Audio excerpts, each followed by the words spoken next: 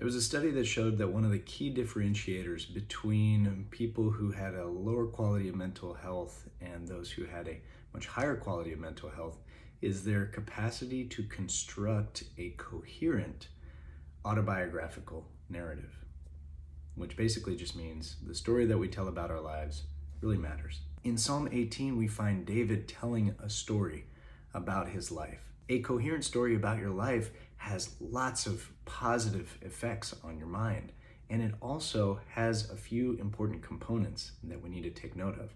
David says, "The Lord dealt with me according to my righteousness, according to the cleanness of my hands. He rewarded me, for I have kept the ways of the Lord." Now, we can tell stories about our life, and sometimes those stories are just, this is what happened to me, and then this happened to me, and then these things happened to me. But that doesn't give you power. It doesn't give you agency. It doesn't show you what you've done that has actually worked so that you can continue doing those things. David makes note. He says, all these great things happened, but I've also been a part of this process. And then further, he says, for all his rules were before me, and his statutes I did not put away from me. What David's saying there is that it's important for us to be congruent to our values, because that congruence tells our mind, I am an integrated person. I'm somebody who, what I feel, what I value, what's important to me, I act in alignment with it instead of in opposition to it. Verse 25 and 26, David says, with the merciful, you show yourself merciful. With the blameless man, you show yourself blameless. With the purified, you show yourself pure. And with the crooked, you make yourself seem torturous. So what David's saying here is he's saying, this is how life works. When we tell a story about our life, it shows us how life works.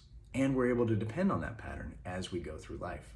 In verse 29, David says, for by you I can run against a troop, and by my God I can leap over a wall. When we tell a coherent story about our life, we describe to ourselves what we're capable of. We tell ourselves, hey, you've been through this, you can go through this next thing.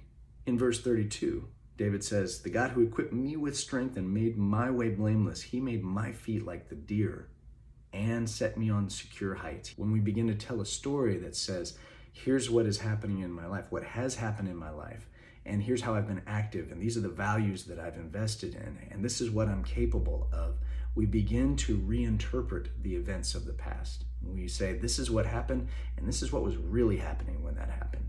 And because of this, David is able to say, in verse 41, they cried for help, but there was no one to save. They cried to the Lord, but he did not answer them. I beat them as fine as dust before the wind. What David's doing is he's shifting his perspective about the problems that he's currently facing. Because as he reinterprets the past, he says, and so these problems that I face, these people who embody challenge and difficulty and heartache and loss, I'm going to shift my perspective on those things.